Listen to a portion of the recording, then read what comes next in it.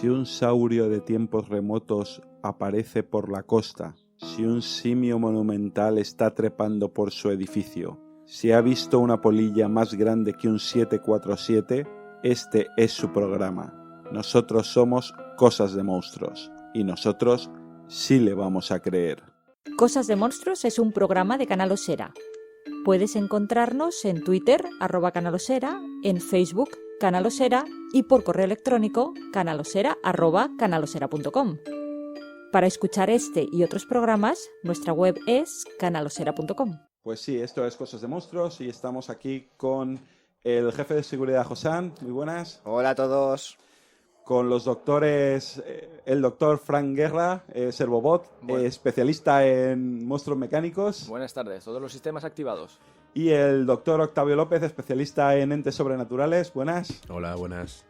Y juntos con nuestra profesora ausente, que estará en próximos programas, intentaremos resolver todas las dudas que tengáis sobre estos monstruos gigantescos, entes sobrenaturales, monstruos mecánicos, de todo lo que encontremos en estas filmografías un poco bizarras que hay por ahí. La presentación de esta película normalmente la hará nuestra compañera Miriam. Hoy me toca a mí, que soy un poco el becario aquí de los maestros, porque yo de todo esto no tengo ni idea.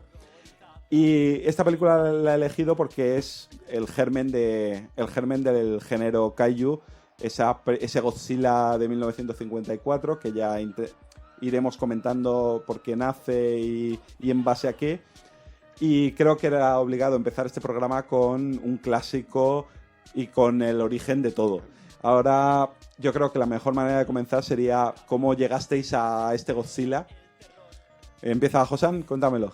Pues, yo esta película la vi, fue de las primeras películas de Kaiju que vi.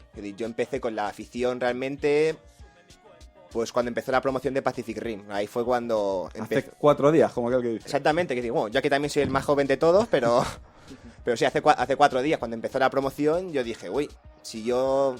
película de monstruos gigantes con robots gigantes peleándose, eso tiene que ser la bomba. Y empecé a buscar ya información, empecé a buscar las películas, porque yo anteriormente de este género habría visto alguna de King Kong y el Godzilla de Emmerich del 98, pero sí, poco más. Sí, porque nosotros somos más aquí somos mucho de cine occidental, cine de Hollywood. Es más difícil que el cine oriental nos llegue. Claro, buscar estas películas también tiene su trabajo en la red.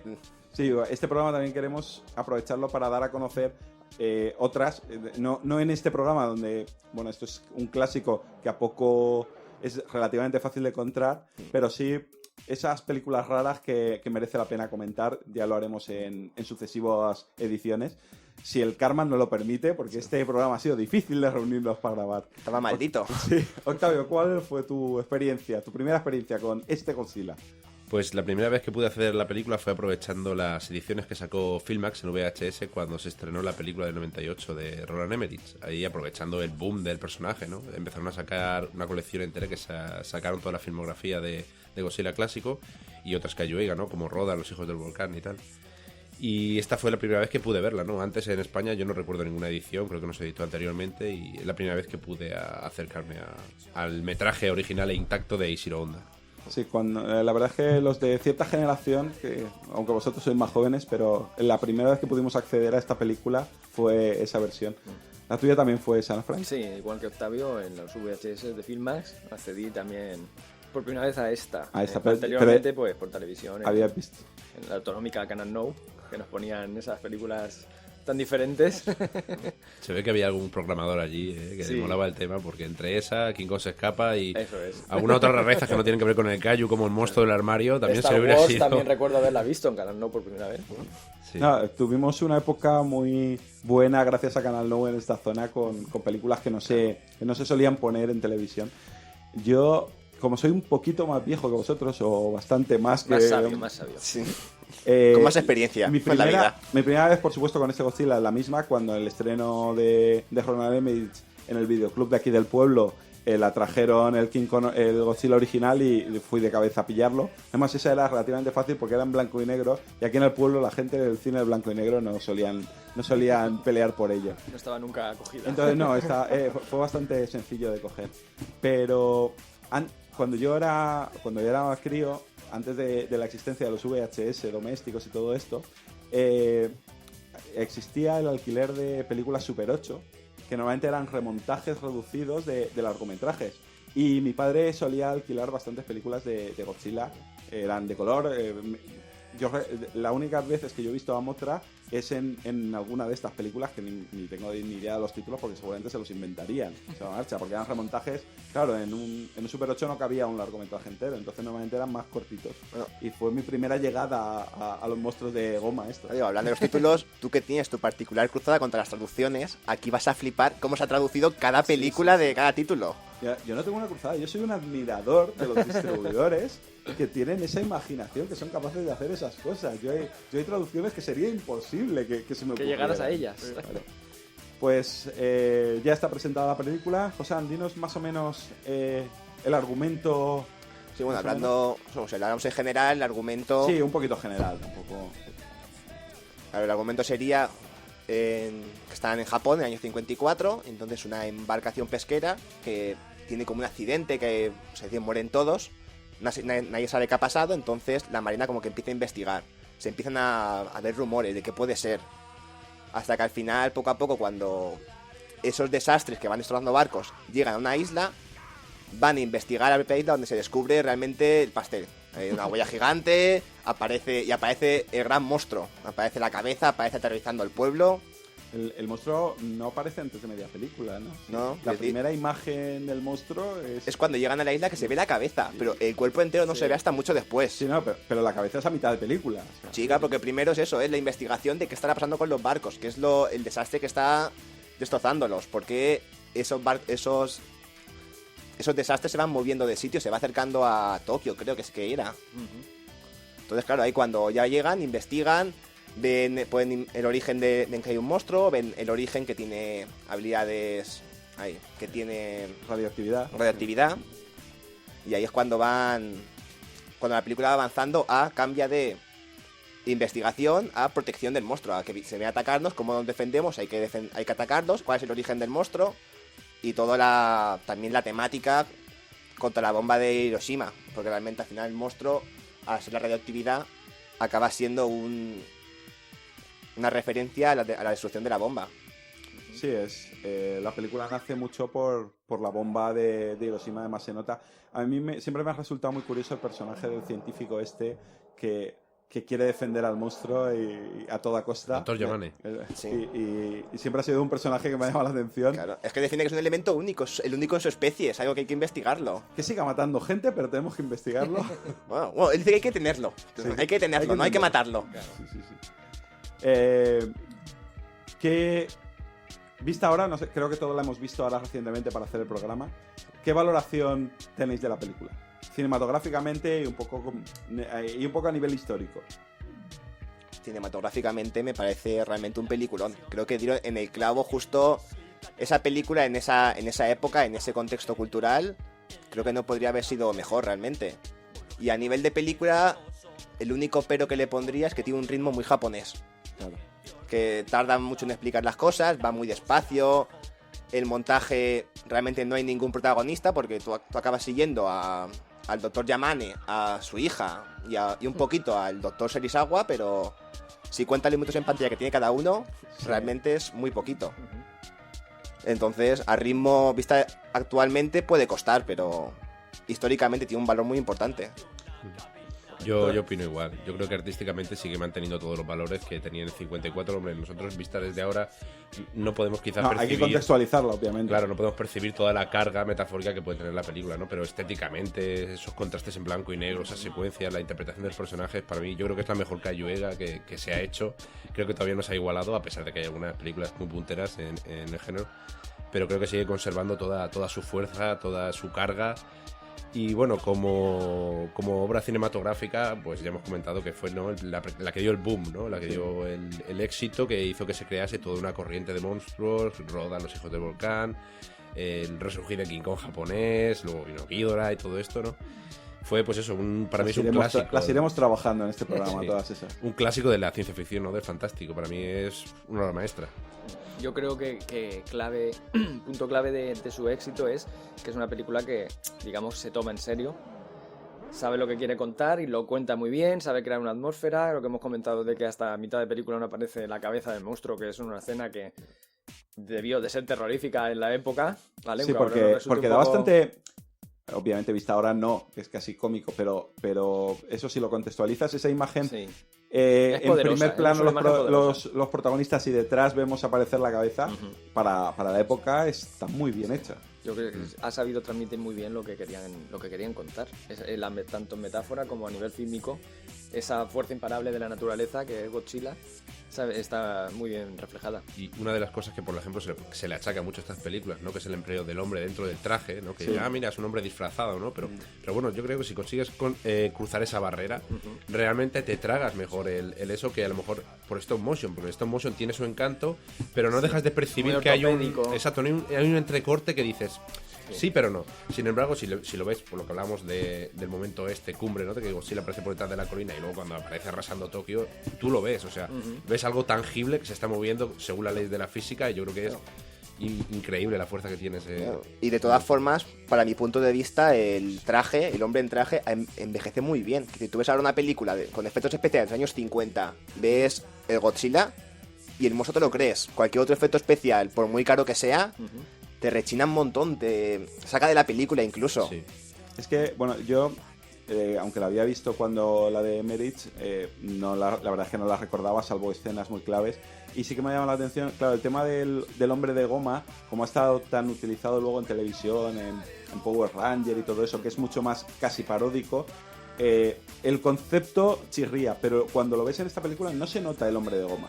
A ver, si te pone, obviamente sí, pero no es muy descarado porque el director lo emplea muy bien. A mí los efectos especiales me llamaron la atención, me parecieron brillantes. Sí. O sea, tiene el ataque final a Tokio, yo no lo recordaba tan destructivo. Es que... Sí, la escena de la bahía ardiendo, los edificios... Los coches destruidos, que sí, que te fijas, que es, a ver, llevamos muchos años de cine, es una maqueta y demás, pero está muy bien hecho para la época.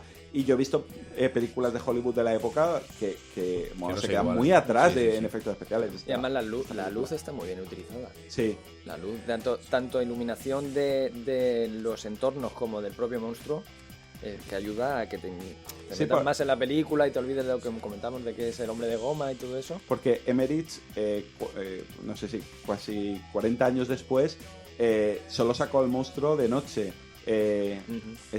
Gareth Edwards también, no de noche, pero casi solo lo saca. La primera aparición de Godzilla es de día. O sea, la que hemos dicho de la cabeza es de día con toda la iluminación y funciona muy bien. O sea, que se podía hacer. Pues ya hemos analizado un poquito por encima. Así que ahora hablan de contarme contextos históricos, todo eso que vosotros sabéis y que yo ignoro sobre antes de los contextos históricos y todo esto, hemos hablado de las maravillas de los efectos especiales, de la iluminación, de la dirección. Podríamos nombrar quiénes están detrás de ellos. Sí, porque... y de la banda sonora, que no la hemos mencionado, pero es... Por eso estáis aquí, para corregirme, si es verdad. De hecho, me he metido mientras hablabais a ver al director, a Eiichiro Honda, que... Un genio. Sí, o sea, visto lo visto, me parece genial ser capaz de hacer esta película. Vosotros que habéis visto, por lo que he visto en la IMDb, se ha hinchado a hacer kaijus a partir de aquí, ¿no? Pero nació con esta, y realmente en esta está lo que son para mí el trío de genios del Kaiju Eiga, porque está Eiichiro Honda a la dirección, tenemos a Akira Ifukube a la música y a Akira Tsuburaya a los efectos especiales. Y realmente con estos tres, creo que participen los tres, creo que hay una película mala y ya está. Que ya llegaremos a ella. No, pero la película mala es muy mala. Pues, decidme más cosas de esta gente para que suene. De Eiichiro Honda, por ejemplo, que aparte de esta película, ¿qué destacaríais? Pues yo, de lo que hemos mencionado, de Rodan, los hijos del volcán, que es esta de una especie de pterosaurio, ¿no? Que resurge del interior de un volcán. Bueno, hay una familia realmente, ¿no? De este tipo de animales. Esa está... yo creo que no la he visto, pero igual he visto imágenes. ¿Esa es de stop motion? No, es igual. Es igual. Sí. Luego Rodan también tuvo mucho éxito y tuvo su propia película, ¿no? O sea, claro. Y su propia participación en las películas de Godzilla, quería decir. ¿Qué más? pues podemos señalar también la King Kong se escapa, que es lo que mencionó, que recuperaron el personaje Toho de los derechos de King Kong, una estrategia ahí que utilizaron, y sacaron su propia película, ¿no? Es una delicia, para mí es súper divertida, es esta, no sé si la recordáis, de Doctor Who, que no es el Doctor Who que de la televisión británica. Sí, y sale Mechanicon, ¿no? Ese diseño inolvidable ahí de... Con la cinta roja arriba, la bombilla. Una versión robótica ahí de tal. Y luego pero antes de King Kong se escapa hay un King Kong contra Godzilla también de Ishiro Honda, también de Ishiro Honda, años antes. Pero yo no la destacaría entre las mejores de Ishiro Honda. Pero entre las más divertidas. Sí, bueno, fue el... Creo que sigue, no sé si sigue siendo o a la rebasa ahora sin Godzilla, pero hasta hace bien poco era la película más taquillera de Godzilla, esta de King Kong contra Godzilla, ¿no? Por esto de aunar los dos monstruos más emblemáticos. Sí, para no mí es algo que haya hecho Marvel ahora, que ya lo hacía. Uno de los primeros crossovers así monstruosos. Para mí no es una de sus mejores películas, aunque claro, nada más que por el hecho de ver a los dos ahí dándose de leche, pues tiene su historia, ¿no? Y otra que me encanta a mí de Ishiro Honda es Matango, ¿no? No sé si la habéis visto, esa no es un kaiju, pero es una película, una especie de pesadilla de unos que se acaban en una isla, que se alimentan de unos hongos y se van transformando en otra cosa. Es una... ¿De qué año es? Matango. Del 63. 63, sí. Y es una rareza, pero está genial. Creo, si no recuerdo mal, el protagonista es Akira Kubo, el que luego era protagonista de Invasión Extraterrestre, el general este que iba comandando. Akira Kubo. Sí. Y para mí, si no la habéis visto, la recomiendo porque es una película fantástica. Es otra obra maestra de Ishiro Honda. Está muy bien. ¿Tú, Fran, destacas alguna de...? Yo, datos técnicos, bueno, la que he comentado de Rodin, Los hijos del volcán, y es la que me viene a la mente ahora. Vale, pues has nombrado dos más. Recomiéndanos cosas.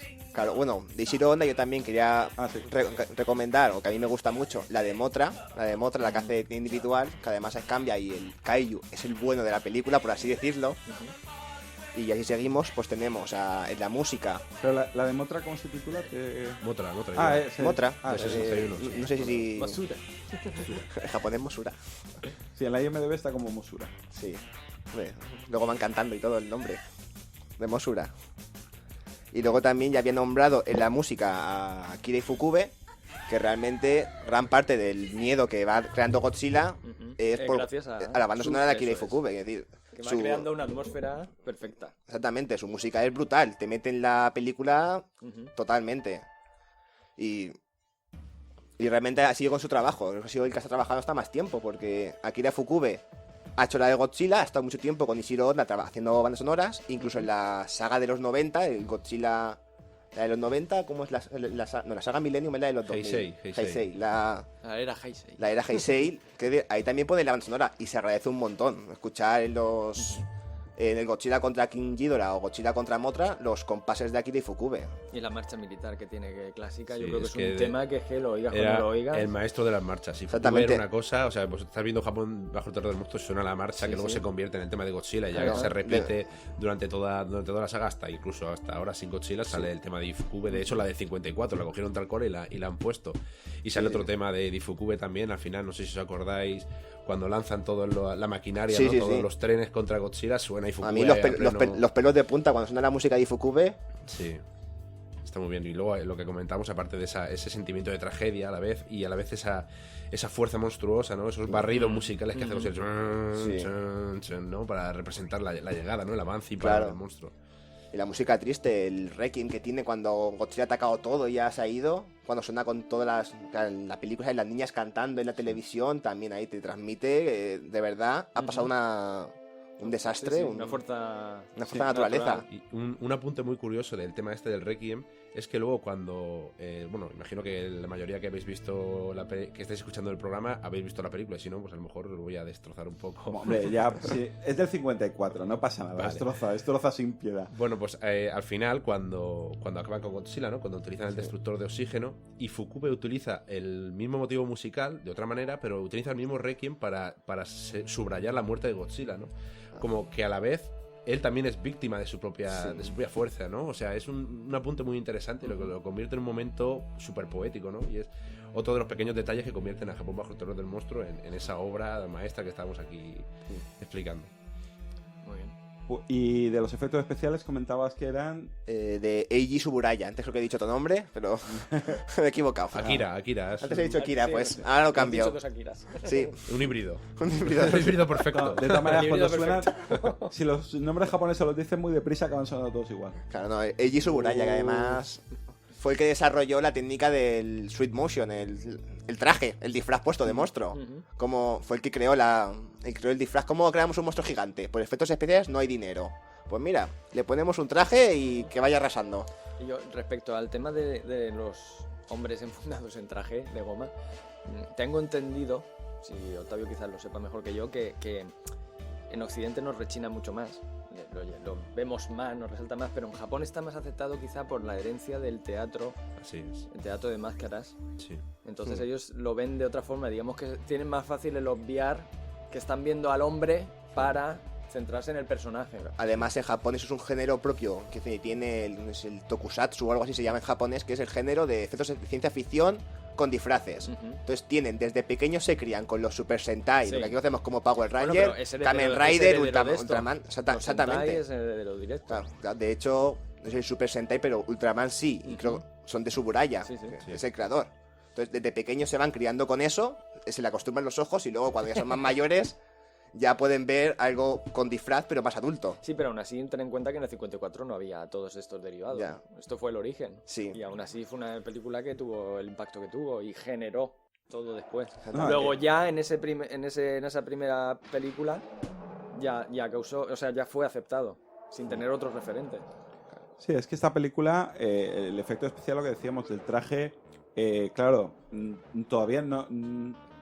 creo que nosotros ya sabemos ver una película y contextualizarla. Aquí no se nota mucho el traje. O sea, no es una cosa descarada, porque como aparece muy poquito y cuando aparece destruyendo, sí, ahí sí que es de noche. Y los juegos de luces y de iluminación esconden mucho al monstruo. Eso cuando ahora sale Godzilla y critican... Es que sale poco el monstruo, ¿no? Es que en una película de Godzilla Claro. tiene que salir poco. Es que la gracia no es Godzilla, es lo que pasa a su Exactamente. alrededor.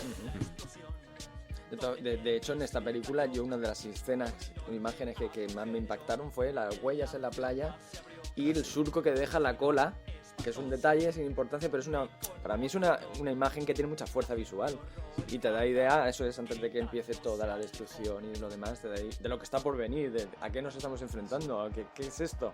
De hecho, tiene tanta fuerza que fue sí que fue una cosa que Emmerich calcó exactamente en su versión de Eso, en la finales escena de del que siglo están XX. dentro de la Están huella y no se dan cuenta hasta que ha pasado Hasta unos que minutos. sube la cámara Eso y es. entonces tú te das cuenta. Claro, aquí no sube tanto, aquí lo ves al revés. Aquí Sí, ves la desde huella y arriba. luego acerca el plano. Actores.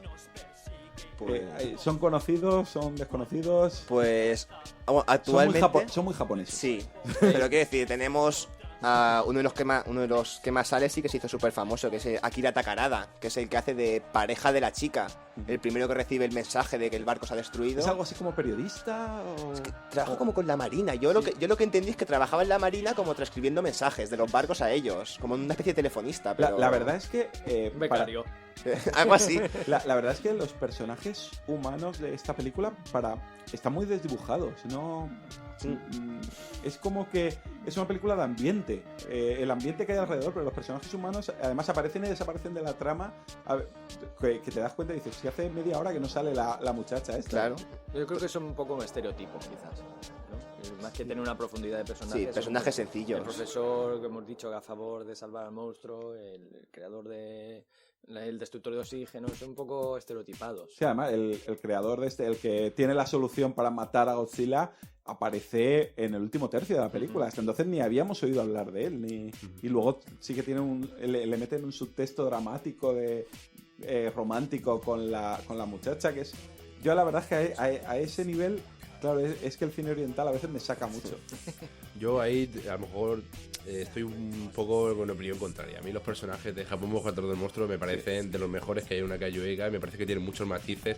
Sí que es verdad que hay una especie de lenguaje oriental que a lo mejor nos cuesta, ¿no?, nosotros entrar, pero a mí me resulta muy interesante los conflictos, porque todos los personajes que aparecen en la película tienen conflictos. Sí, eso Y sí es cierto. El Dr. Yamane, lo que hablábamos, o sea, sabe la devastación que está haciendo el monstruo, pero a la vez quiere que lo mate. No, es un científico. O sea, lo he dicho un un poco de broma el tema de que le da igual que maten gente, pero sí que es verdad que él es un científico puro y está ante algo único que no entiende que se pueda destruir, que es algo que es único en el momento que se destruya, y lo comprendo. Y sí que es verdad que tiene ese conflicto también más ingenuo, visto es una película de los años 50 y es muy interesante.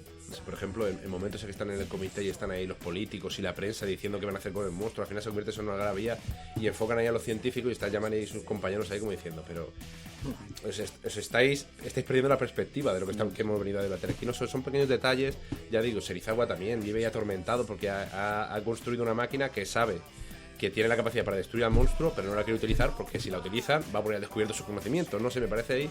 Sí, ese personaje es buenísimo. Por eso también sí, es una pena que aparezca tan tarde. Es lo que me refiero, que los personajes no es que sean malos, sino que aparecen raro, por decirlo así. Que no estamos acostumbrados a la presentación. Exactamente, raro para nosotros. Que estamos acostumbrados a ver los personajes desde el principio y ver cómo evolucionan. Claro. Aquí directamente, cuando aparecen, ya están en la fase final de su Sí, de la ya película, están construidos. Es exactamente. como que has perdido la construcción del personaje. Claro, Claro, yo es que quería puntualizar lo que he dicho al decir que son estereotipos. Es que el cine japonés tiende a presentar así a los personajes. Te presentan o en los animes o en los mangas el estudiante, que además te sale el cuadrito, edad tanto, nombre tal, el signo zodiaco. Te presentan primero lo que es el estereotipo para luego darte la profundidad. Me refería a eso de que son personajes estereotipados en origen.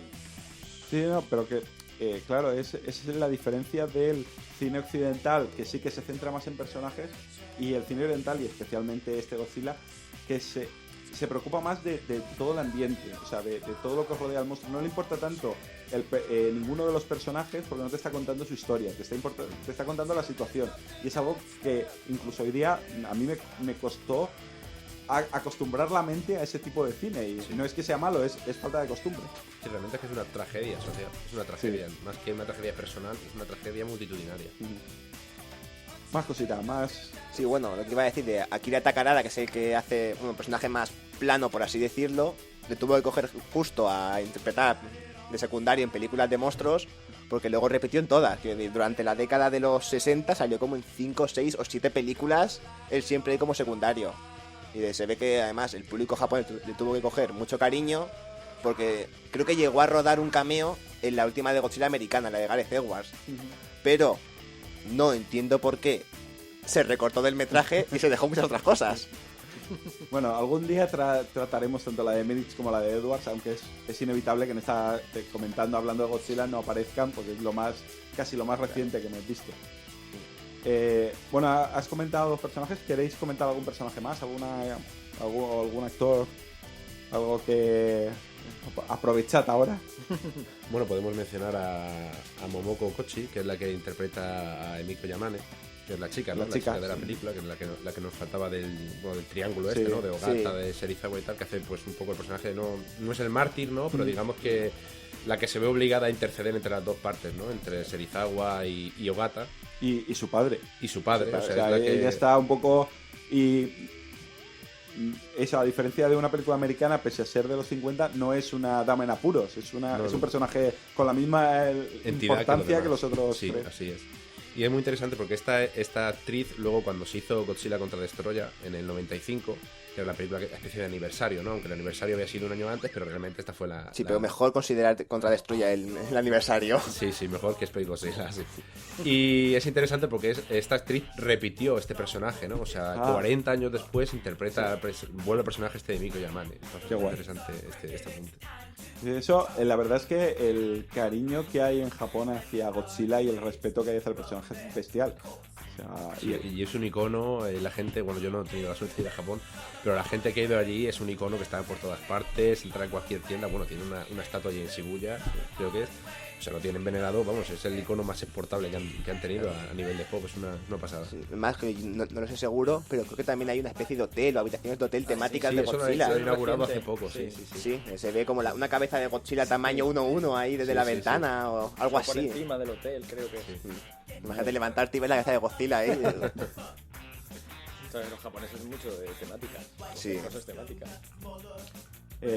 Pues yo creo que, si os parece, saltamos ya a Bueno, de actores a lo mejor nombrar también a Haruo Nakajima, que no se le ve la cara en toda la película. Ah, es el que va dentro de... Sí, porque pues tuvo que ser el que peor no pasó. Sin duda, porque tenía que ser duro y más porque entonces no había neoprenos como los de ahora, precisamente. Ese siguió haciendo de Godzilla muchos años, ¿no? Sí, hasta el 74, diría yo, no recuerdo bien el año, pero casi al final de la etapa clásica, y se infundó también en multitud de monstruos. En Rodan también era Rodan, o sea, se hizo una especie de inseparable, ¿no? De infundarse dentro de Yo tenía entendido que su última vez de Godzilla fue con Godzilla contra Hedorah. Pues yo no sé si es en esa o en la siguiente, en la de Megalón. Me baila el dato, siempre creo que es la de Megalón la última vez que lo miré. Vale, puede ser, no sé, no estoy seguro. Pues ya hemos terminado con el reparto. Y pues Octavio, dinos cosas de aquí nuestro amigo Godzilla y su relación Dinos con... cosas. Dinos cosas. Hemos venido a hablar de Godzilla. Infórmanos, ilústranos. Bueno, pues si queréis podemos comentar un poco el contexto histórico, cinematográfico, ¿no? Y histórico. Y para empezar vamos a las influencias, ¿no? A nivel cinematográfico. Pues yo creo que es obvio, ¿no? Que la influencia más grande, nunca mejor dicho, es la de King Kong de 1933, ¿no? En el sentido, pues eso, se descubre un monstruo y el monstruo al final es enfrentado contra la civilización, ¿no? En este caso lo llevan allí, ¿no? A exponerlo como si fuera un reclamo publicitario y tal. Y al fin King Kong se escapa y la lía allí con los trenes, se sube al Empire State. Bueno, todos conocemos la historia, ¿no? Esa también la traeremos, además pronto. Entonces, claro, de esa película bebe mucho Godzilla en el sentido de que aparece lo extraordinario, ¿no? Y es enfrentado contra la civilización. De hecho, hay una escena muy parecida que es contra los trenes, precisamente. Yo siempre me refiero a ella porque para mí los trenes simbolizan una especie de cadena, ¿no? La cadena de la civilización, por lo que transcurre, ¿no? Los transportes, todo eso, lo más férreo de la civilización. Y en ambas películas, en King Kong descarrila el tren, ¿no? Como que rompe las cadenas de la realidad, ¿no? De la civilización. Y en Japón bajo el terror del monstruo ocurre lo mismo. Le pega un puntapié a un convoy de trenes y al final acaba masticándolos, ¿no? O sea, es lo mismo que King Kong, pero a lo bestia. Que es una escena muy potente. Sí. La escena cuando se come el tren es muy potente visualmente. Sí, bueno, creo que aquí en España el póster que hay es precisamente esa imagen masticando el tren, ¿no? Entonces, pues por un lado tenemos esa película, ¿no? Que además en el 1952 se había reestrenado, había tenido una serie de reestrenos, entre ellos Japón. Entonces había recobrado esa fama, ¿no? Que de hacía 20 años, ¿no? Se había puesto a poner en boga, ¿no? Entonces, digamos que el cine de monstruos estaba otra vez de moda. De hecho, en 1953 se estrena El monstruo de tiempos remotos. No sé si la conocéis, pero es esta película me suena que mucho. sale el Redosaurus, que tiene efectos de stop motion. Sí, claro. ¿vale? Claro, como un tiranosaurio, ¿no? Sí, pero va a cuatro patas. Es como un lagarto, una cosa así. Esa es la de Harryhausen. Exacto, los efectos especiales son de Ray Harryhausen. Y esa, digamos que es como la plantilla de Japón del terror del monstruo. ¿Por qué? Porque, de hecho, la estructura es prácticamente igual. O sea, hay una bomba nuclear, despierta al monstruo, en este caso en el Polo Norte, y el monstruo se dirige a la ciudad, ¿no? En este caso Nueva York. Llega a Nueva York, siembra el caos y al final es abatido, ¿no? Y incluso el monstruo su sangre es tóxica. Digamos que cuando le disparan tienen que ir con cuidado porque si le causa muchas heridas, su sangre contamina, ¿no? Eso es un rasgo que luego veremos que se reproduce en el Japón bajo el terror del monstruo, pero todavía más. Sí. Ahora veremos por qué, ¿no? Entonces esas dos películas, digamos que son las influencias más importantes de Japón bajo el terror del monstruo. Y luego a nivel histórico, pues ya hemos dicho que Godzilla, Japón bajo el terror del monstruo, es una especie de metáfora, ¿no? De lo nuclear, de lo atómico, de las catástrofes, ¿no? Y directamente de las bombas, las bombas de las bombas americanas. Entonces, pues por un lado tenemos las bombas que se lanzaron en Nagasaki y en Hiroshima y los bombardeos de Tokio, ¿no? Que visto ahora, yo siempre lo pienso, el otro día lo estaba comentando con un compañero. Digo, vosotros imaginaos ahora que los americanos siempre van de tal, ¿no? Pero poneos en 1900, cuando lanzaron la bomba, no recuerdo el año exacto. 45. 10 años antes, ¿no? Sí, 9 años antes. 9 sí, años 45, exacto. Y lanzan una bomba nuclear ahí sobre dos, o sea, una en cada sitio. Lanzan sendas bombas nucleares y se cargan a decenas de miles de personas. O sea, no lo lanzan contra estos estratégicos de militares. No. Núcleos urbanos con familias enteras allí falleciendo al instante, quemándose vivas. O sea, hay que ponernos en Japón bajo el terror. Exacto, sí. Japón bajo el terror de del los monstruo. americanos, del monstruo americano, ¿no? Hay que ponerse en situación en esa época, hace 50 años o 60. Y imaginaos que pasa de vuestras familias, ¿no? Dijamos, pero ¿qué están haciendo estas personas? O sea, nos están aquí exterminando, literalmente, ¿no? Y también igual bombardeos de Tokio que dejaron la ciudad arrasada y en llamas, ¿no? De hecho hay imágenes que se ven de Tokio, de esa noche, de los bombardeos. Y luego vemos Japón bajo el terror del monstruo en llamas, que deja el monstruo eso, y es prácticamente igual, o sea, es una especie de extrapolación. Perdón por la interrupción, pero es que había una generación que vio esa película que había vivido eso. Exacto, y eso fue los que absorbieron y propiciaron el éxito de la película, ¿no? Y entonces, eso fue fundamental. De hecho, Ishiro Honda también, el director que hemos comentado antes de la película, combatió la Segunda Guerra Mundial. Y guionista también.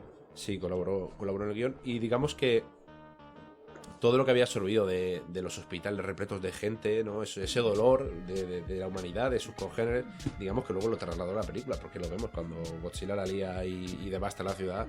Vemos imágenes tal cual, hay una imagen muy fuerte de un doctor pasándole el contador Geiger a un nene, ¿no? Sí. Y luego la mira la enfermera y hace un gesto negativo con la cabeza como diciendo, no va a sobrevivir. O sea, estamos viendo muertes de niños en una película supuestamente taquillera, ¿no? Sí, eso a mí me llamó la atención, es el ver tanto las consecuencias de la destrucción a pie de calle. No lo recordaba tan crudo para una película del 54. Pero es que además le dedican tiempo, están fácilmente 15 minutos viendo toda la destrucción, viendo las sombras en las paredes de la gente que antes estaba ahí, viendo lo del hospital, cómo está la gente muriéndose, el contador Geiger. Claro que está construido así para mostrarle al espectador, decirle claramente, mira, esto es lo que nos ha pasado, lo que te ha pasado, lo que ha pasado a tu familia. Tenlo claro. El desastre radioactivo después, 9 años después. Ese es el objetivo del film, la denuncia de todo eso. Sí. Y bueno, y luego lo último que casi ya ocurrió empezando a rodar la película fue el lanzamiento en las Islas Marshall de una nueva bomba de hidrógeno, ¿no? Y una prueba que hicieron de nuevo los americanos. Y esto provocó una mega explosión. Y entonces un pesquero que estaba allí, que era el lacón afortunado número 5, ¿no? Estaba allí pescando atunes. Y claro, vieron, como comentaban los testigos, con la aparición de un segundo sol, ¿no? Una especie de deslumbre allí que los dejó ciegos. ¿Qué ha pasado, no? Ha salido el sol otra vez. Y no, era la detonación de la bomba. Y luego al poco tiempo empezó a caer una ceniza que era el coral calcinado, era ceniza radioactiva. La probaban y tal, pero no eran conscientes de lo que era. Claro, imaginaos, pues absorbieron unos niveles de radiación mortales y también la carga que llevaban de atún. Pero claro, ellos y otros tantos que estaban por esa zona pescando luego regresaron al muelle y alguno de esos atún sí que se vendió. Y la gente pues iba enfermando también de esa radiación que había absorbido el pescado. Entonces se creó un conflicto internacional. Incluso América se dio de alguna forma, era consciente de lo que había hecho, intentó paliar el asunto, intentó ayudar, pero Japón rechazó la ayuda. Y esto es un hecho que ocurrió que marcó de nuevo otra vez la película. Y de hecho, como he mencionado Josan, la película empieza así. La película empieza con un barquero, están ahí pescando, pesquero, y ven un deslumbre, ¿no? Es la bomba. Y justo cuando ocurre eso, el mar empieza a burbujear, ¿no? Como que Godzilla ha despertado. ¿No? Eso es un poco el contexto histórico de la película. Yo es que quiero imaginar que poniéndonos en aquella época, probablemente habría gente que saliera del cine llorando por el impacto, asustada, triste, recordando, y tuvo que ser realmente impactante. Sí. Sí, nosotros ahora vemos este tipo de películas un poco casi eso como imágenes pop que se han ido convirtiendo posteriormente, pero sin duda esta película es un dramón bestial, o sea, hiperbólico, porque eso representa el terror que tenía toda una población, que es la única que hasta ese momento y hasta muchos años después realmente sufrió el drama nuclear, porque hasta que no llegó la central de Chernobyl, la de Chernobyl, no nadie más sufrió un castigo nuclear. Nadie más, digamos públicamente. A esos niveles, o sea, a ese catástrofe mediática. Exactamente, ¿no? Grandes catástrofes, sí. Seguro que muchos más. No, pero digo por pruebas que se hicieron sin avisar a la población y cosas así. Eso sí, pero a ese nivel de Bueno, tenemos la bomba gamma que provocó a Hulk. Ah, ¿no? Hulk, sí. Creó a Hulk. Pero sí, Pero eso es diferente, el lo- origen. Es lo que comentas de eso, de rascar en la herida, o sea, solo 9 años después y gente, nosotros ahora estamos acostumbrados, ¿no? De vamos al cine y nos pone películas y las tragamos una tras otra y no nos impacta igual, ¿no? Pero gente de todas las edades, de a lo mejor 50, 60, 70 años. Sí, que habría gente que podría ser su primera o su segunda película, porque Exacto. entonces no se iba Claro, al era cine. Ir allí y ver materializados sus pesadillas, o sea, una cosa que habían vivido ellos, que les había traumatizado, ¿no? O sea, había un efecto ahí masoquista también, ¿no? Algo traumático de verlo ahí revivido y decir, ¡buah! Debió de ser un shock tremendo para la audiencia. Más Bueno, de hecho, en cine, lo único similar que recuerde yo ahora es muy reciente, que es el Shin Gojira, que hace con la catástrofe de Fukushima lo que hizo Godzilla con la bomba atómica en esta. Es decir, pero otra película que haga algo parecido con un desastre tan reciente, no se me ocurre a mí ninguna. No, en Estados Unidos normalmente tardan un poco más en procesar y en, digamos, comercializar el drama. En Estados Unidos pasó lo contrario. Todo esto nos sirve para ver los puntos de vista que tenemos Occidente versus Oriente. Por ejemplo, cuando el 11S, es que hubo una especie de fiebre por no mostrar las Torres Gemelas. Incluso se propuso, creo recordar leer, en aquella época se proponía borrar las imágenes de las Torres Gemelas de algunas películas. De hecho, en alguna película se hizo. Coincidió con el estreno de Spider-Man. Sí, Spider-Man Claro. tuvieron que cambiar. El tráiler. El tráiler había un quedaba pegado del helicóptero exacto. que se quedaba en la telaraña entre las dos torres. Eso tuvo que quitarse, porque Eso claro, tuvo era esa todo parte. reciente. Entonces, quizá el modo de vista oriental pensaron que haciendo ese tipo de película iban a ayudar a cicatrizar un poco la herida de reciente. O simplemente vieron una manera de llenar los cines. No, es verdad, es que a veces le vemos y no, simplemente dijeron, el director estaba hablando de algo que conocía. Buscando el lado morboso, quieres decir. No, él hizo un guión o colaboró en un guión y mostró unas imágenes sobre cosas que conocía. Entonces era algo que pensaba que la gente le interesaría ver. Y tampoco igual, a veces le buscamos a los creadores mensajes más allá. El hombre pues conocía eso porque lo había vivido, porque había estado en la guerra, porque igual si había estado en el ejército estuvo ayudando a las víctimas de y lo puso en lo que era lo que conocía, lo puso en su guión y en sus imágenes, porque es que la parte del hospital que a mí me llamó mucho la atención porque es muy real, son imágenes parecen documentales casi. Sí. Pasamos un poquito a temas menos pesimistas, Venga. anécdotas y demás, que de eso sí que conocéis un montón de cosas. Vale. Pues bueno, sí, podemos ir hablando un poco de la Sí, gestión de la película sí. y vamos añadiendo lo que nos ocurra y nos recordemos. Claro, sentíos completamente libres de ir metiendo baza, ir comentando cosas. Por ejemplo, si queréis, empezamos con... Aquí habéis puesto algo en el guión de Tomoyuki Tanaka. Tomoyuki Tanaka, sí, Tomoyuki. fue el productor de la película, ¿no? Digamos que es el que se encargó de confeccionar y lo que mencionabas tú, Marco, de que fue esa persona que dijo, si juntamos todo ese fervor, ¿no? Por el cine de monstruos, más el contexto histórico que ha vivido Japón, creo que podíamos conseguir, ¿no? Que la gente se interesase por esta historia, ¿no? E ir al cine.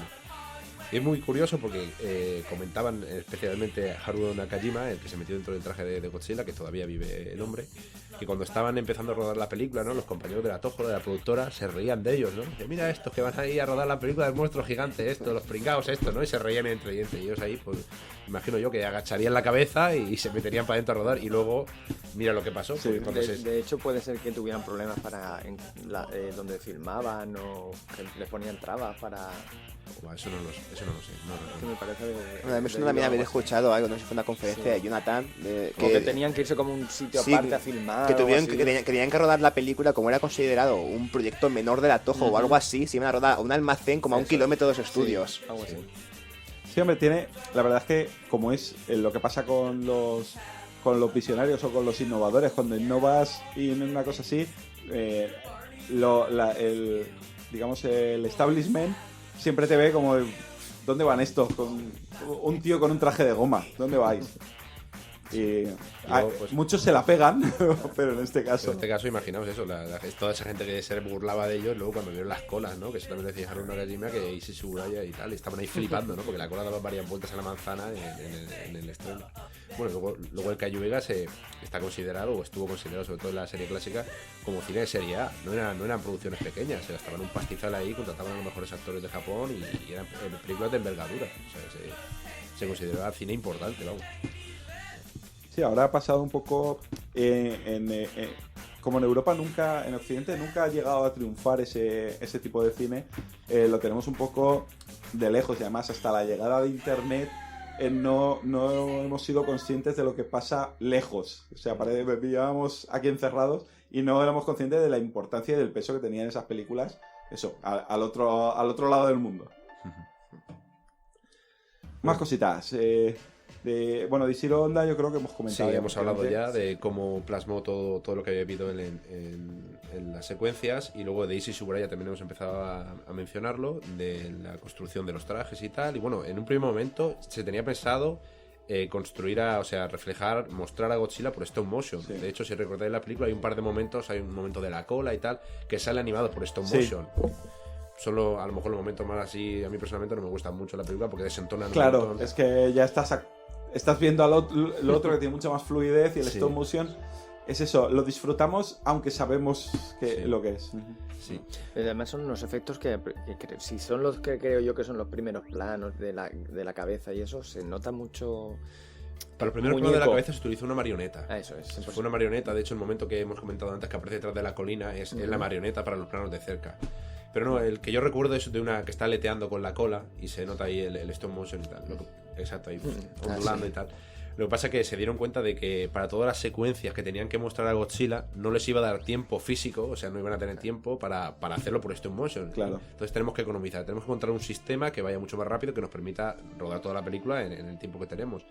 Y optaron por eso, por introducir a Haruo Nakajima en el interior del traje, que se hizo un primer traje súper pesado, no recuerdo la cantidad de kilos que hay. Sí, 100 kilos. Dice aquí. 100 kilos fue el segundo. El primero todavía pesaba más. Todavía pesaba más. Y al final el segundo traje que es el que se quedó pesaba 100 kilos. O sea, es una época donde muchos de los materiales que conocemos ahora no se habían ni inventado. Claro.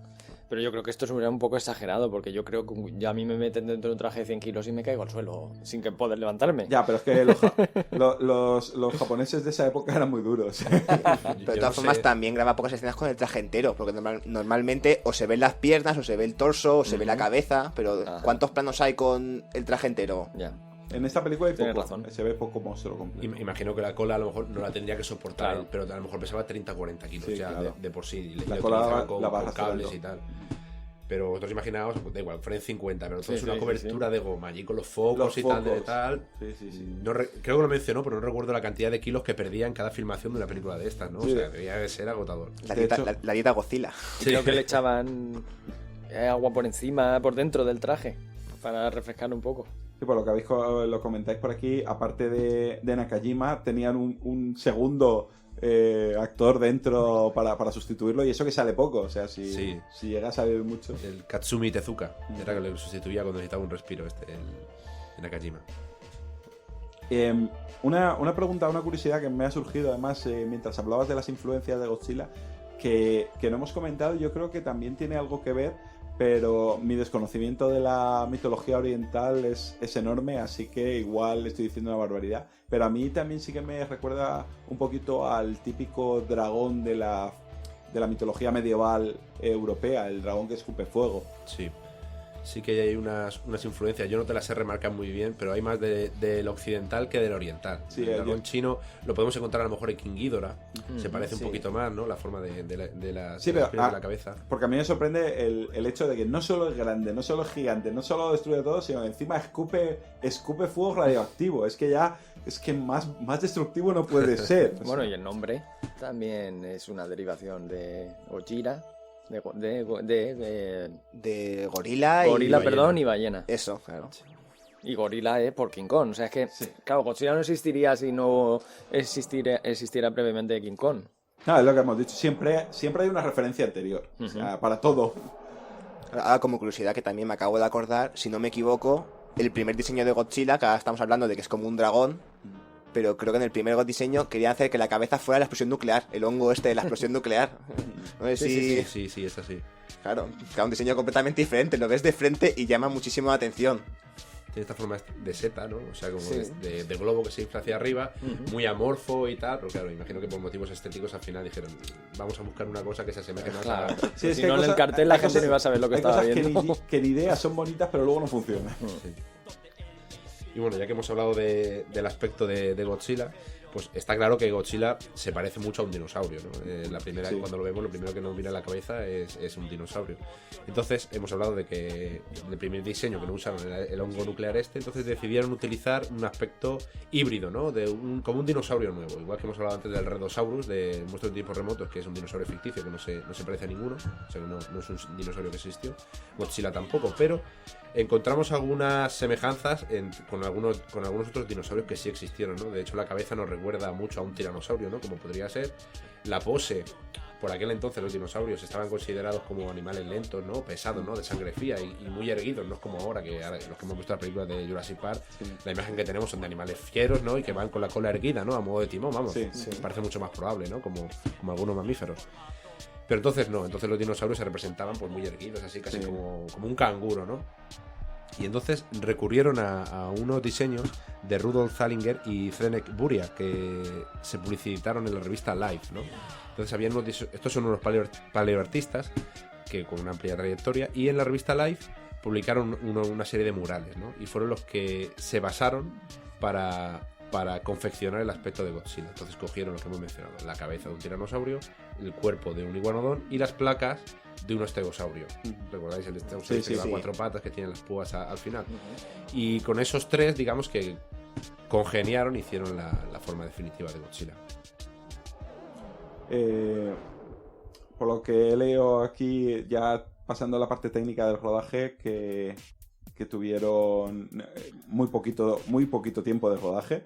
O sea, apenas en 2 equipos de rodaje y en 2 meses tenían liquidada la película. Sí, lo normal en la calle Vega, sobre todo entonces, era que el rodaje con personas, ¿no? Con actores, se hacía por un lado, en este caso Ishiro Honda era el que dirigía las secuencias con actores, y por otro lado se hacían las escenas de efectos especiales. En este caso era Eiji Tsuburaya, que llevaba ahí el timón, ¿no? Y el que se encargaba de rodar las secuencias. Y de hecho Honda tarda 40 días en el rodaje y Tsuburaya 62, ¿no? Y eso son 1 mes y medio, 2 meses, un poquito. En 2 meses tienen liquidada la película. Sí. Es brutal. Igual que ahora. Lo mismo. Pues bueno, como comentad, ya que lo habéis puesto, lo digo, que se estrenó el 3 de noviembre del 54 y que fue un éxito inmediato en Japón. No sé como cuánto en el resto de Asia, pero sí que fue un éxito que al mundo occidental sí que no llegó. O sea, aquí no llegó realmente ese nivel de éxito. No es como una película americana, no llegó a dar el salto. Y sí que aprovecho ahora una cosa que yo no he visto y que vosotros sí me vais a comentar con mucha indignación, y es que se hizo un remontaje para Estados Unidos de este Godzilla. De hecho, creo que ese montaje americano, o esa película nueva americana, fue el que creo que se repartió y que se distribuyó por el resto del mundo. Por Europa no llegó ese. Pues cuéntame cosas de esto. Pues el remontaje americano es prácticamente otra película que se hizo en el 56, 2 años después. Se llamó, los americanos le llamaron Godzilla King of the Monsters, y en España, para decir el título en español, se llamó Godzilla está vivo. Qué guay, cómo mola. Sí, bueno. Qué grandes traductores. Sí, la japonesa fue mejor, porque la japonesa es Gojira y en España es Japón bajo el terror del monstruo. Sí. Eso creo que no sé si lo hemos dicho. Pues si no, ya lo has dicho ahora. Claro. Yo creo que realmente tendría que haberse titulado el montaje americano de Godzilla. ¿Por qué? Claro, de hecho, Godzilla, no fuimos nosotros. Que va, si para el montaje americano Godzilla de radioactivo no tiene nada. Bueno, creo que lo dicen en algún momento. No, este monstruo a lo mejor se ha creado por algo radioactivo. Por una explosión. Sí, pero a lo mejor sí, a lo mejor no. ¿Quién sabe? Sí, lo que recuerdo es que principalmente dice que ha resucitado. Sí. ¿no? Ha resucitado a causa de las bombas nucleares, ¿no? Que es muy diferente con lo de con la versión japonesa. La versión japonesa dice que Lo ha creado. o sea, se ha mutado, era un dinosaurio que existía y la energía nuclear lo ha mutado. O sea, la culpa es de la energía nuclear. En esta sencillamente es el detonante. Nos volvemos otra vez a lo que hablábamos del monstruo. Estaba durmiendo y se ha despertado. Alguien ha tocado la puerta, ha sido la bomba, pero tampoco es para tanto. Tampoco. Nosotros tampoco tenemos nada que ver. Bueno, voy a decir un poquito de qué va la película Sí. para que la gente, si no la ha visto, flipe un poco. Y no la Sí. vea. Hay que tener en cuenta eso, que es la misma película remontada, recortada y con escenas nuevas. Exactamente. grabadas. La película lo que trata es la historia de un periodista americano, Steve Martin, que llega a Japón y se encuentra con una noticia y sigue la noticia. Y tú ves toda la historia desde el punto de vista de Steve Martin, cómo está informando a su periódico de un desastre que ocurre en Japón. Ya está. Es decir, la película comienza con él en la escena final de destrucción de Godzilla, que se levanta, está en el hospital y empieza a hablar con la propia Miko en unas conversaciones que dan un poquito de vergüenza, porque como no tenían a la actriz original para conversar con el actor nuevo, el americano, la grababan de espaldas y una voz americana hacía como que hablaba con ella, y era él hablando con una chica de espaldas. Y cada vez que habla con algún personaje de la película es eso. Claro, Muy duro, muy duro. Sí, y la película es eso, él desde el hospital, la entrevista a ella, y luego empieza a hacer memorias, y pues yo llegué aquí para hablar con el Dr. Serizawa, y sale él llegando en un Y avión, hace un flashback. Toda la película realmente es un flashback claro, desde que empezó todo. claro, y es él diciendo, uy, que ahora el desastre va para allá, pues voy yo también. Y tú ves, ay, mira que hay un desastre, pues se le ve con, no sé si con el micrófono y llamando al periódico, sí, está ocurriendo esto, tranquilo que mañana te lo entrego el archivo de periódico, la noticia. Se acompaña de un policía, creo que es, o Sí. un militar, no sé, creo que Algo es un así. policía, que es el que le Sí, da uno que acceso trabajaba allí en la Claro, marítima sí. de investigación, sí. y le da acceso a todas las reuniones, a todas las escenas importantes. A Y todo. siempre está él de fondo, ¿eh? Sí, siempre está la escena de la película original y luego el añadido de él allí Claro. junto a la pared con los demás mirando. O sea que Forrest Gump no inventó nada. Ya. No. Claro, No, yo- pero Forrest Gump fue mejor porque lo incluyeron dentro de la escena original. Aquí separaron escenas. Claro, aquí, eso más que decir que es un remontaje, yo diría que es una especie de spin-off de la primera película. Está Godzilla, la japonesa Gojira, y luego si quieres ver la primera película desde el punto de vista americano, tienes esta.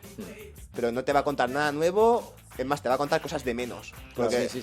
es sorprendente como si la película japonesa dura hora y media, que a mí no me acuerdo la duración, esta dura hora y cuarto, y de esa hora y cuarto, más de media hora es de montaje del americano.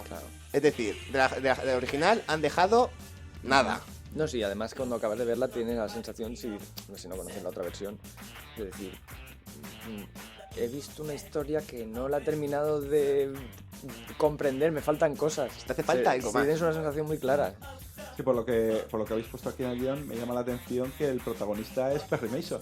Sí. Raymond Barr, nada menos. Sí, porque cogieron un actor puntero, ¿no? Creo que en aquella época era... Sí, tenía Raymond cierta Burr fama. era ya Creo que había conocido. aparecido en la Cortina Arrancada, puede ser, de Hitchcock, puede ser. O La Ventana Indiscreta, no recuerdo bien. No era, creo que era La Ventana Indiscreta. Creo que era el vecino que está matando a la mujer y que ve el protagonista a través de la ventana. Entonces tenía cierto... Claro, o sea, que digamos que los americanos se tomaron... Hombre, a ver. Destinaron un presupuesto Claro. importante para hacer este Es remontaje. una película nueva. Sí. No despreciemos la imaginación que hay que tener para decir, mira, vamos a ver qué hacemos con esto y si le podemos sacar perras a... Hombre, De cierta forma... Sí, sí. No, de cierta forma, yo quería romper una lanza a favor de la versión americana, a pesar de que es cierto de que todo el mensaje nuclear está súper rebajado y hay un montón de cosas. Por ejemplo, a mí lo que me llamó mucho la atención de la versión americana es la pose con el que él asume todo lo que ve, ¿no? O sea, él está ahí como impávido, sí, está asombrado, pero como... De galán, está de Está galán de como cine. que yo puedo con Godzilla, ¿no? Aparece Godzilla y el japonés es se va americano. con él, dice, oye, vámonos, y el tío, tranquilo. Como que lo voy a hipnotizar con la mirada, ¿no? Es así un poco de... Siempre imperturbable con el traje exacto, ahí. como diciendo, los japoneses se asustan, pero los americanos No. ¿sabes? Y hay un momento que incluso se cae se podría analizar desde ese aspecto que yo creo que eso era deliberado. Hay un momento que el japonés se cae al suelo y él va a socorrerle y lo levanta como diciendo, los americanos ayudan a los al pueblo japoneses. japonés. Y se repite varias veces ese mensaje. Hay un rollo ahí. Yo soy un Hombre, poco en la época la relación que había japonés-Estados Unidos era prácticamente, no voy a decir subyugación, pero Sí, ahí estaba ya más la cosa más floja. ya Sí, estaba- habían pasado años, pero recordemos que al acabar la Segunda Guerra Mundial que Japón No, pero- se rinde incondicionalmente y obligan al emperador a decir públicamente que él no es un dios como se tenía Sí, hasta entonces, pero digamos. A mitad de los 50 creo que ya, Pues, digamos que los americanos habían dejado ya que los japoneses les habían soltado cuerda, como Ajá. diciendo, ya podéis hacer lo que queráis. O sea, que ya había una especie de tácito, acuerdo tácito de Ujú. cada uno por su lado. Sí, Y ahí- pero esa condescendencia que se pero queda por eso- mucho tiempo. Pero por eso yo veo un ánimo ahí como diciendo, los americanos estamos aquí Sí, para sí. ayudaros, ¿no? A pesar de todo lo que haya ocurrido, estamos aquí para ayudar. Veo un Una- mensaje... Pelillos a la Una, mar. una corrección antes de seguir metiéndonos con los americanos. Esto no es culpa de los americanos. Acabo de mirarme la IMDb, digo, para ver. Esto está hecho en el 77. Este remontaje está hecho en el 77. No. En el 77 es Godzilla, la italiana. Ah, vale. Pero también es Raymond Burr y también es un remontaje. Sí, bueno, ahora hablaremos. Ah, vale, ahora, vale. ahora hablaremos de... La tercera parte de Es la... que Japón bajo el trono del monstruo dio para mucho. Dio para mucho. Informadme. Ahora hablaremos de ella. Pues eso, quería decir, hablar de que a pesar de las rebajes que tiene la versión esta americana y tal, como remontaje, o sea, lo que ha dicho Marco, tiene un esfuerzo porque el director guionista, o sea, se encargó de diseccionar las secuencias y decir, a ver qué hay que hacer aquí para adaptarlo a los paladares americanos, ¿no? Y rodar esto, ¿no? Porque tenemos esta secuencia, a ver cómo lo empalmamos y tal. O sea, es claro que es totalmente artificial, ¿vale? Sí. Pero que hay cierto esfuerzo. Luego, sobre todo, si lo comparamos con los remontajes de King Kong contra Godzilla, que no sé si lo recordáis, que eso es funesto. Y el de Baran, eso es ya el acabose. Pero el King Kong contra Godzilla es la misma historia de King Kong contra Godzilla, pero se van intercalando como en la base de la ONU. Vamos, una base de la ONU, pero que es un decorado con un póster detrás que pone ONU. Eso es la ONU. Es la ONU, ¿vale? low cost. Con un periodista ahí, bueno, aquí estamos, tal, no sé qué, tal. Y vamos al no me acuerdo del nombre, mira que lo tenía en la punta de la lengua, el especialista, el paleontólogo, tal. Y sale un supuesto doctor explicándole a la audiencia lo que está pasando con un libro de dinosaurios para niños. O sea, eso es el remontaje de King contra Godzilla, ¿vale? O sea, si comparamos, dices, macho, habéis cogido aquí 4 perras y habéis intercalado. Y en este hay un cierto esfuerzo un poquito más. Que lo demás. Además, como complemento a la película original, no está mal, porque es, por así decirlo, el ataque de Godzilla bajo el punto de vista americano. Sí. Entonces, como complemento y solo como complemento, no está mal del todo. Y bueno, de Vale, hecho, sí, es del 56. Sí, perdón. sí, y de hecho, la fama que adquirió Godzilla, lo que tú has comentado, a nivel internacional, pero sobre todo a nivel americano, fue gracias a esa versión. Esa versión fue la que les metió Godzilla a los americanos y lo convirtió en un icono pop, y por lo que tiene tanta fama en Estados Unidos también, porque en Estados Unidos también Godzilla es la leche. O sea, Sí, pero más underground. sí. Pero Bueno, digamos recordemos que hubo tenemos la serie. versión, sí, hubo una serie de dibujos animados.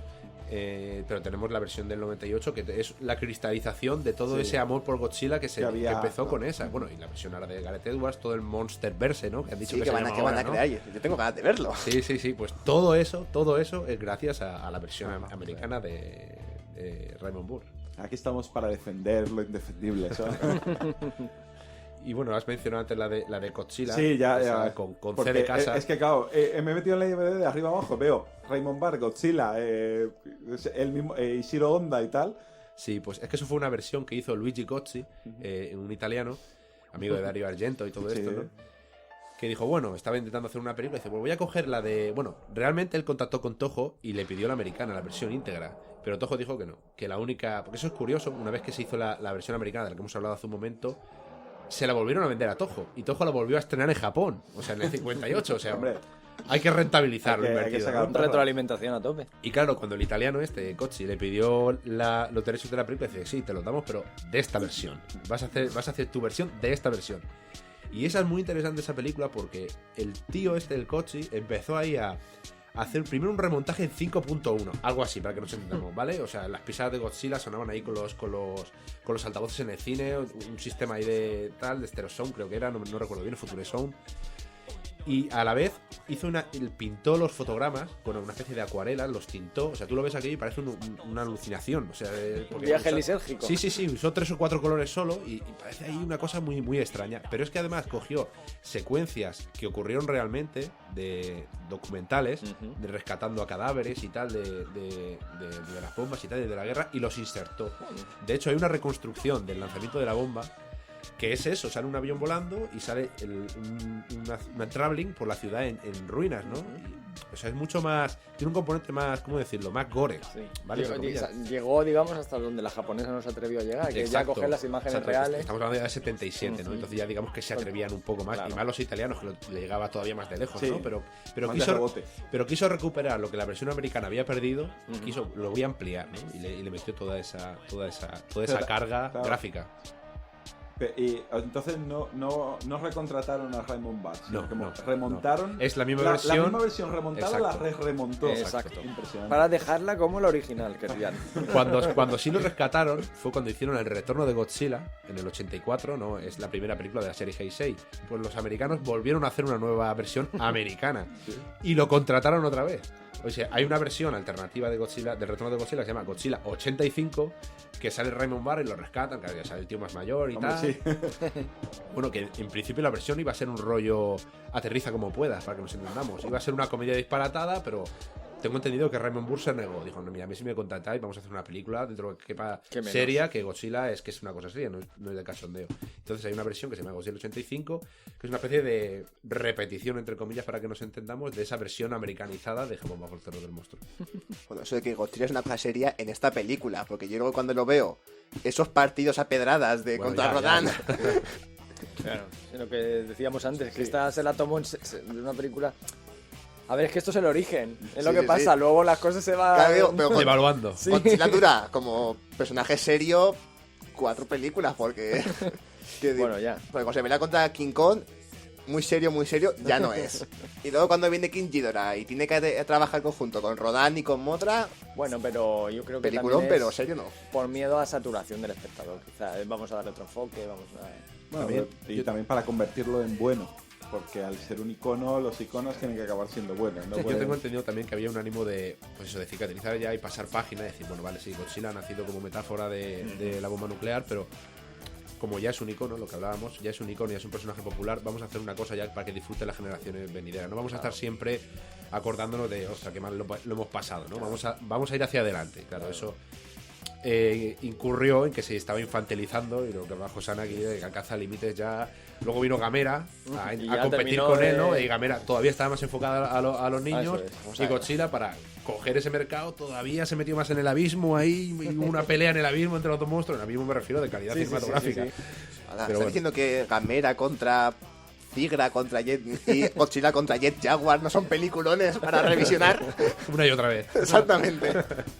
Bueno, hasta que el cuerpo aguante. Pero siempre ha habido intención de volver a convertirlo en serio. Incluso las versiones americanas siempre han, sobre todo la última de Gareth Edwards. Y vosotros habéis visto la última versión japonesa, Shin Godzilla. Yo quería añadir una anécdota del montaje americano que me pareció muy llamativa, por lo cutre que me pareció, que es el tema del lenguaje. O sea, en la película empiezas viendo a los japoneses hablar en japonés. ¿Vale? Y él hace de narrador y te va diciendo lo que están diciendo. Una voz en off, digamos, que es el propio Raymond Burr. Pero luego, de pronto, porque sí, empiezan a hablar en inglés. Pero entre ellos también. Sí.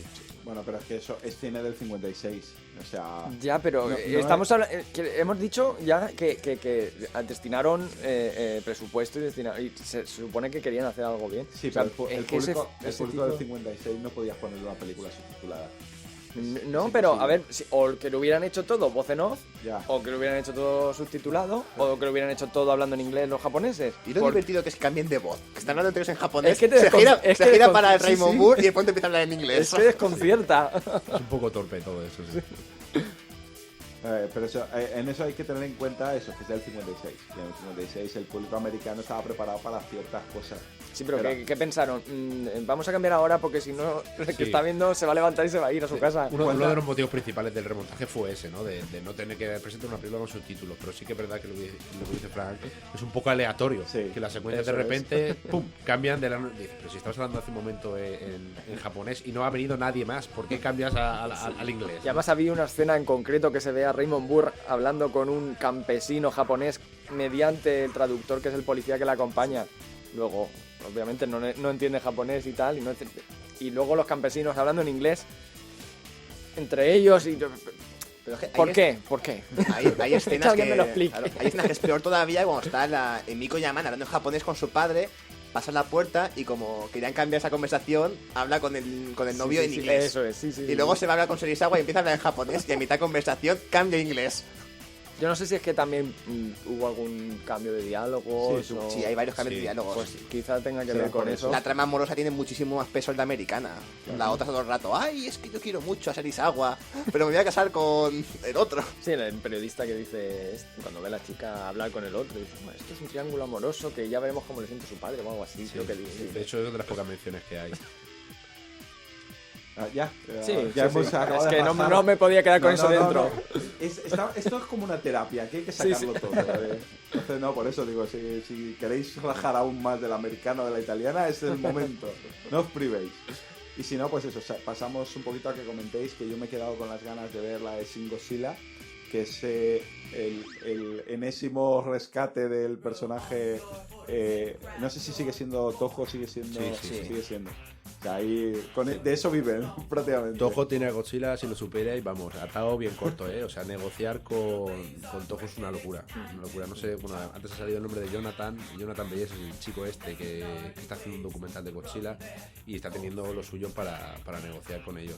Pero eso es Japón en general, quiero decir, con el manga y aquí me pasa lo mismo. Sí, les cuesta mucho ceder materiales, por ejemplo. Claro, por ejemplo, para pillar una imagen de algún manga oficial y poder traerlo a un medio español, les cuesta horrores. Incluso creo que hay una revista ahora en España de Panini de manga y anime y tuvieron que retirar una edición entera porque en la portada le faltaba la última firma de no sé quién. Es decir, tenían todo firmado del estudio, del guionista, del dibujante, del director, de todo, pero faltaba un último visto bueno y entonces tuvieron que retirarla entera porque la habían publicado antes de que él firmase. Pues un poco de censura, digamos. Pues eso, han vuelto a... dado el éxito del Godzilla americano, pues han sacado una nueva versión que además aquí a España llegó en el último festival de Sitges y que no sé si la habéis visto los tres. No, vosotros dos la habéis visto, ¿no? Sí. Pues contadme, que así un poco por encima, sí, ahí sí que con cuidadito no entra en spoiler, yo me quedé con las ganas. Eso, que estoy vigilando. Un poquito en detalle, ¿qué aporta? ¿Qué tono tiene? ¿Vuelve a la comedia o vuelve al drama? No, más bien recupera el tono de esta. Es decir, creo que antes también lo he dicho, hace lo que hizo esta película con la bomba de Hiroshima, lo hace con el desastre de Fukushima. Y vuelve a ser todo un desastre, se enfoca mucho en el terror, el desastre, la catástrofe que está creando. Godzilla vuelve a ser una fuerza de la naturaleza. Y también se ve mucho, si en esta se ve a la gente de a pie, por así decirlo, allí son los políticos. Toda la política que conlleva cualquier despliegue militar, cualquier acción. Y eso, un Godzilla, una película muy seria y también a mí me gustó mucho. Octavio, tú también. Sí, a mí me encantó también. Pero sí que es verdad que la característica principal de la película, por lo que mucha gente a lo mejor le cuesta mucho entrar, es el lenguaje cinematográfico que tiene, ¿no? Es un poco rollo, entre comillas, rollo documental. O sea, ahí te planta cómo funciona el organigrama burocrático del Japón y claro, se puede hacer un poco duro. Porque son 2 horas de película todo el rato, pam. Creo que hay un remontaje, ¿no? Reduciendo metraje, ¿puede ser? Me ha parecido oír. Creo que es un remontaje, pero yo creo que es pirata. Vale. Que, no sé, una versión china o algo de eso que está rulando por ahí, pero creo que es piratilla. No sí. sé. Sí, porque creo que lo mencionó Miriam. Sí, por eso. Que la versión que ella había visto era o se lo Sí, dijo a alguien contestando. 1 hora 40 duraba. Claro, sí, duraba un poco 2 horas. menos. Sí, es que aquí llegó, ha tenido cierta distribución, un poquito escasa, pero bueno, ya es algo. Ya es mayor que la mayoría de las películas japonesas. Pero nada, estuvo un par de días en cartel, literalmente, no es una hipérbole, es un par de días. Los que no pudimos cuadrar horario nos quedamos fuera. Lo que no entiendo, imagino que su explicación tendrá, es que la película estaba doblada ya. Y se estrenó en versión original. O sea, pienso que hubiera tenido mucha más repercusión si se hubiera estrenado doblada. Y también tener la posibilidad de ver la versión original, ¿no? Pero que sabéis que el doblaje pues hace mucho por una película. No, en España todavía el público general va a la doblada. Aunque afortunadamente incluso aquí en Alicante ya la versión original empieza a tener sus salas fijas y sus... Entonces yo no entiendo el porqué de eso. Imagino que, no sé, a lo mejor que el doblaje lo ha pagado un tercero y es de cara luego a una emisión televisiva o al DVD, no lo sé. Hombre, el estreno, porque yo estuve hablando con uno de los cines que me dijo que no le iba a traer porque no veía no veía mercado. Sí, y creo que se trajo a Alicante por lo menos, y creo que a otras ciudades en medio de una especie de ciclo. Sí, de la contracorriente, sí. Que también vino una de las grandes sensaciones de Train to Busan, que creo buena peliculón. Sí. Eso dicen los que les gustan los zombies y tal, pero es una muy buena película de acción en general. Si te gustan los zombies, pero también que es una película que ha gustado muchísimo, y creo que también vino un par de días a Alicante. No, Train to Busan se quedó. Sí que se quedó. Claro, estuvo su semana, la semana siguiente, y cuando yo fui a ver la de Godzilla, que fue todavía estaba Train to Busan, y había pasado 2 semanas o 3 y doblada. Claro, es que la versión original tira para atrás, y ya sí es versión original en inglés todavía, pero es japonesa, o sea. Entonces, pues eso, volviendo a la de Shin Godzilla, está muy bien. Lo que pasa que se puede hacer, ya digo, muy dura, se puede hacer muy artrítica, porque es todo el rato, claro, cuando llevas 30 minutos y te das cuenta de que la película va a ser todo el rato así, pues como no compagines con eso, se te puede hacer muy cuesta arriba. Pero a mí, por otro lado, me encantó, porque es vibrante todo el rato, pam, pam, el cambio de plano, no sé si las ingenia Hideaki Anno y Shinji Higuchi, se las ingenian para poner la cámara en cualquier sitio para un cambio de plano así y tal. Y bueno, las escenas de Godzilla, hay una escena por la noche con un tema y coral que a mí me flipó. Godzilla saliendo del after. Pues nada, estamos locos ya porque salga en doméstico para poder. Exactamente el problema que ha dicho él de que no hay protagonista. Como son siempre todos los políticos, incluso para mí eran intercambiables. No sabía quién hablaba, yo me fijaba en lo que decían, porque realmente. O sea, que es un poco como este Godzilla original, que los protagonistas aún más intercambiables. Es mucho más duro. Mucho más duro, porque aquí las partes habladas es una junta ministerial, por así decirlo, y empiezan a discutir el presidente, el ministro de Agricultura, el ministro de Defensa, hablando entre ellos. Ese es Japón, Japón bajo el terror burocrático. Sí, sería un título para la película.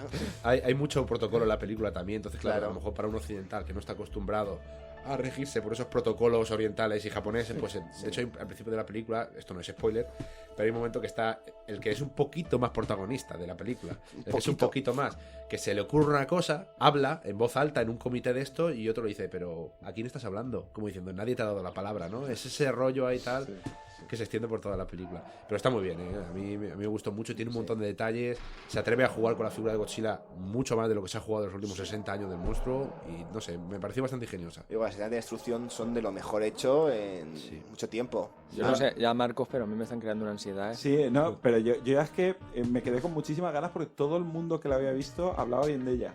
Y es curioso porque Godzilla es un icono pop, pero a nivel cinematográfico no está muy reconocido.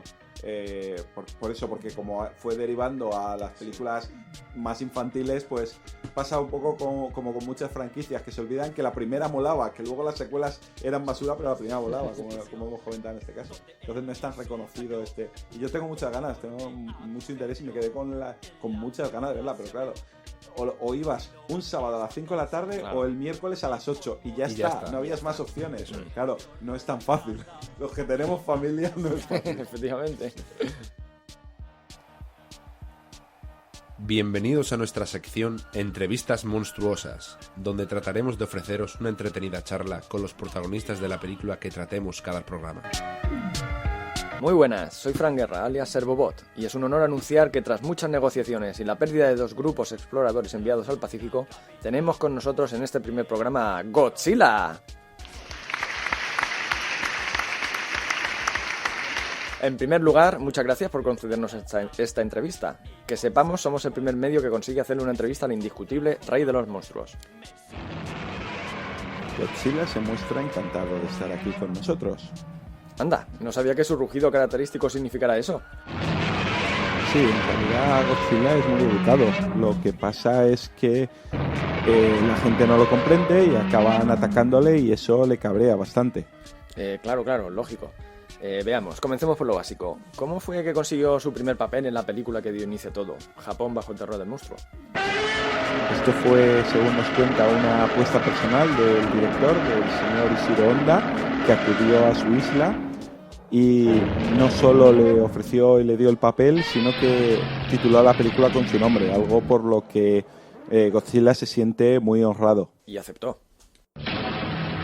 Por supuesto, Godzilla nos cuenta que no podía dejar pasar esta oportunidad de dejar su huella en el mundo. Y tanto que lo consiguió. Fue el inicio de una fiebre por el cine de kaijus. Sí, fue un éxito sorprendente y esto le permitió hacer más películas y además dar trabajo a algunos amigos. ¿Fue muy difícil grabar Japón bajo el terror del monstruo? Hubo algunos problemillas, sobre todo por la distancia. ¿La distancia? ¿Acaso vive usted muy lejos de los estudios de grabación? El problema de la distancia lo tenía el director para dar instrucciones a Godzilla, porque a sus ojos somos tan pequeñitos que tenía grandes dificultades para escucharle. Y dígame, ¿quedó contento con su primera actuación? Para ser su primera vez se muestra bastante satisfecho de su actuación, aunque cuando se ve ahora se nota un poco acartonado, como si fuera de goma. Bueno, sí, hay críticos que coinciden con esa apreciación, aunque no fue impedimento para que consiguiera usted legiones de fans ya en esa primera interpretación. Sí, fue un gran impacto, aunque dice que eso suele pasarle a menudo cuando aparece en cualquier sitio. Lo del impacto, dice. Hagamos un ejercicio de imaginación. Imaginemos que la película no se hubiera estrenado nunca y que por consiguiente no existiera el cine de kaijus. ¿Cree que se alcanzaría el mismo impacto si se estrenara una película como la suya hoy día? No, en absoluto. Godzilla piensa que hoy día se necesitarían muchísimos efectos especiales para alcanzar un impacto parecido al que tuvo él en su momento. Las nuevas generaciones necesitan estímulos muchísimo más grandes. Eso sin duda. ¿Podría contarnos alguna anécdota del rodaje que no se haya contado ya? Estoy intentando recordar. Sí, recuerda una vez que estaba muerto de sed porque llevaba todo el día rodando y nadie le llevaba nada de beber, y cuando iba a protestar al equipo de producción se dio cuenta que se había sentado sobre ellos, y las risas que pasó ese día le compensaron la sed que pasó durante el rodaje. Vaya, una anécdota curiosa. Godzilla ve que no le ha hecho mucha gracia y comenta que tendría que haber estado allí para ver las risas que se pegaron a costa del equipo de producción. Por cierto, también comenta Godzilla que desde ahí arriba se ve cómo se nos está cayendo el pelo mientras hablamos con él. Nos recuerda que es radioactivo y que deberíamos de tenerlo en cuenta. Vale, comprendido. Bueno, no le quiero robar más tiempo y me estoy encontrando cada vez peor. Al parecer se te ha caído una oreja mientras hacías la entrevista. Aquí está, gracias. Pues lo dicho, reiterar las gracias por su amabilidad al concedernos el honor de entrevistarle y desearle suerte y mucho éxito en esta nueva etapa recién estrenada con Shin Gojira. Nos agradece mucho la oportunidad de haber estado con nosotros y de darse a conocer un poco más en profundidad, y nos invita a acudir a Monster Island, pero se tiene que ir porque ha dejado solo a Minilla y cuando se pone a jugar con Kumonga lo deja todo hecho un desastre. Pues después de esta apasionante entrevista, yo creo que ya podemos despedir el programa. Nos hemos pasado muy bien en esta primera incursión. Espero que podamos repetir con menos dificultades que en esta edición. Gracias, Josán. Gracias a todos, un placer estar aquí. Octavio, muchas gracias por venir. A vosotros. Frank, gracias. Gracias a ti, empezando a desactivar sistemas. Pues muy pronto volveremos con algún otro kaiju. Nos escuchamos en el próximo programa. Hasta pronto. Adiós. Hasta luego.